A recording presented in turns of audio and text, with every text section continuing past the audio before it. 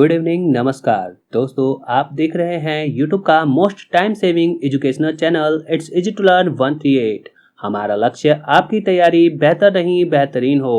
आज हम देखेंगे सीरीज का 62वां सेट, जिसमें मैं चुनकर लाया हूं सिर्फ वैसे प्रश्न जो आपके एग्जाम के क्वेश्चन पेपर में हूबहू छपेंगे। तो चलिए बिना देरी के इस सेशन को शुरू करते हैं। Let's get started. आज का पहला सवाल है, विश्व मानवाधिकार दिवस कब मनाया जाता है? इसका उत्तर है 10 दिसंबर को। और आपसे प्रश्न है, सिविल सेवा दिवस कब मनाया जाता है? प्रश्न संख्या 2 है, क्रायोलाइट किसका अयस्क है? इसका उत्तर है एल्यूमिनियम का। और आपसे सवाल है, पिंच ब्लेंड किसका अयस्क है? प्रश्न संख्या 3, आंख में प्रवेश करने वाली प्रकाश की मात्रा को कौन नियंत्रित करता है? इसका उत्तर है परितार का, जिसे इंग्लिश में आइरिस भी कहा जाता है।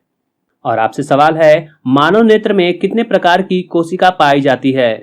प्रश्न संख्या 4, अंतर्राष्ट्रीय हॉकी मैच की अवधि कितनी होती है? इसका उत्तर है 60 मिनट। 2019 से पहले यह 70 मिनट का होता था। प्रश्न संख्या 5 है, एक व्यक्ति का पृथ्वी पर न्यूनतम दाब कब होता है? इसका उत्तर है जब वह लेटा होता है। और आपसे प्रश्न है, पृथ्वी पर अधिकतम दाब कब होता है? प्रश्न संख्या 6 है, जब बर्फ के एक टुकड़े पर दबाव बढ़ाया जाता है तो उसके गलनांक पर क्या प्रभाव पड़ता है? इसका उत्तर है गलनांक घट जाता है। प्रश्न संख्या 7 है, यदि दो समतल दर्पणों के बीच का कोण थीटा हो तो बने हुए प्रतिबिंबों की संख्या क्या होगी? इसका सूत्र है 360 डिग्री बाई थीटा माइनस 1। मान लीजिए दो समतल दर्पणों के बीच का कोण 60 डिग्री है, तो इस सूत्र में थीटा के स्थान पर 60 डिग्री रखेंगे। और जब हम 360 को 60 से डिवाइड करेंगे तो हमें प्राप्त होगा 6, जिसमें से हम दिए गए सूत्र के अनुसार 1 घटा लेंगे और इस तरह से हमें हमारा उत्तर प्राप्त होगा, जो कि 5 होगा। इसी तरह आपको बताना है कि अगर दर्पणों के बीच का कोण 90 डिग्री है तो प्रतिबिंबों की संख्या क्या होगी। चलते हैं अब अगले प्रश्न की ओर। 8वां प्रश्न है, ऑक्सीकरण की प्रक्रिया में इलेक्ट्रॉनों की संख्या पर क्या प्रभाव पड़ता है? इसका उत्तर है इलेक्ट्रॉनों की संख्या घट जाती है। और आपसे सवाल है, अवकरण की प्रक्रिया में इलेक्ट्रॉनों की संख्या पर क्या प्रभाव पड़ता है? प्रश्न संख्या 9 है, यक्षगान किस राज्य का लोक नृत्य है? इसका उत्तर है कर्नाटक का। और आपसे प्रश्न है, मोहिनी अट्टम किस राज्य का शास्त्रीय नृत्य है? प्रश्न संख्या 10 है, किस संविधान संशोधन के तहत यह प्रावधान हुआ कि राष्ट्रपति मंत्रिपरिषद की सलाह के अनुसार कार्य करेगा? इसका उत्तर है 42वां संविधान संशोधन के तहत। और आपसे प्रश्न है, किस संविधान संशोधन को लघु संविधान कहा जाता है? 11वां प्रश्न है, वेल्डिंग में किन गैसों के मिश्रण का प्रयोग किया जाता है? इसका उत्तर है एसिटिलीन और ऑक्सीजन गैस का। प्रश्न संख्या 12 है, पश्चिम बंगाल में फर्शों पर की गई चित्रकारी को क्या कहा जाता है? इसका उत्तर है अल्पना। और आपसे प्रश्न है, चिकनकारी किस राज्य का प्रसिद्ध कला है? 13वां प्रश्न है, आईने अकबरी किसने लिखा है? इसका उत्तर है अबुल फजल ने। और आपसे सवाल है, सबसे पहले भगवत गीता का अंग्रेजी में अनुवाद किसने किया था? 14वां प्रश्न है, किस मुगल शासक के शासनकाल में सेना में सर्वाधिक हिंदू सेनापति थे? इसका उत्तर है औरंगजेब के। प्रश्न संख्या 15 है, भारतीय पुरातात्विक सर्वेक्षण विभाग संस्थान कहाँ स्थित है? इसका उत्तर है कोलकाता में। और आपसे प्रश्न है, केंद्रीय गन्ना अनुसंधान संस्थान कहाँ स्थित है? 16वां प्रश्न है, भारत में बेरोजगारी संबंधी आंकड़े कौन जारी करता है? इसका उत्तर है राष्ट्रीय नमूना सर्वेक्षण कार्यालय, यानी कि NSSO।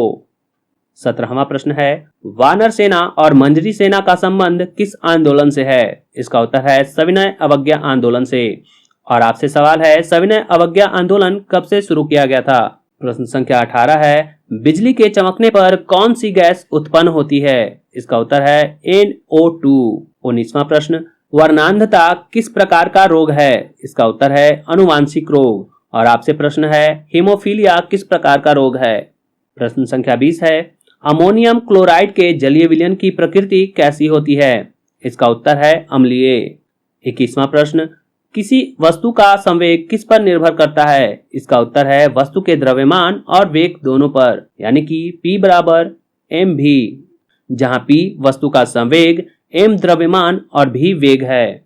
प्रश्न संख्या 22, राष्ट्रपति विधि के प्रश्न पर किससे परामर्श लेता है? इसका उत्तर है भारतीय सर्वोच्च न्यायालय से। प्रश्न संख्या 23, विजयनगर आने वाला निकोलो कांटी किस देश का यात्री था? इसका उत्तर है इटली का। प्रश्न संख्या 24, किसी राज्य का उच्चतम विधि अधिकारी कौन होता है? इसका उत्तर है एडवोकेट जनरल।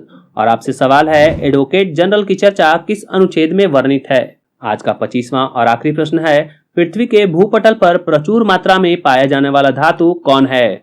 इसका उत्तर है एल्यूमिनियम। आइए अब फटाफट जान लेते हैं कल के सेशन में पूछे गए सवालों के जवाब को। पहला प्रश्न था, जीवाश्मों की आयु का निर्धारण किस विधि द्वारा किया जाता है? इसका उत्तर है रेडियो कार्बन डेटिंग। सीमांत गांधी किसे कहा जाता है? खान अब्दुल गफ्फार खान को। साहित्य का नोबेल पुरस्कार प्राप्त करने वाले प्रथम भारतीय कौन थे? रविंद्रनाथ टैगोर। 10 डिग्री चैनल किन्हें जोड़ती है? अंडमान व निकोबार को। अकबर द्वारा फतेहपुर सीकरी की स्थापना कब की गई थी? 1571 ईस्वी में। ज्ञानपीठ पुरस्कार पाने वाले प्रथम उर्दू साहित्यकार कौन थे? फिराक गोरखपुरी, जिन्हें 1969 में ये पुरस्कार दिया गया था।